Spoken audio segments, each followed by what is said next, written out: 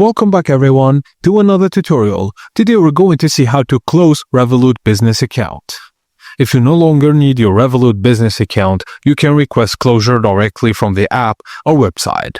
Firstly, open the Revolut Business app or sign in via the web dashboard. Tap your account icon on the top left. Then in the Settings menu, choose Business Account. Scroll down and tap on Close Business Account. For that, you need to provide a reason. For example, select a reason for closing your account when prompt, like I don't want to use it anymore or etc.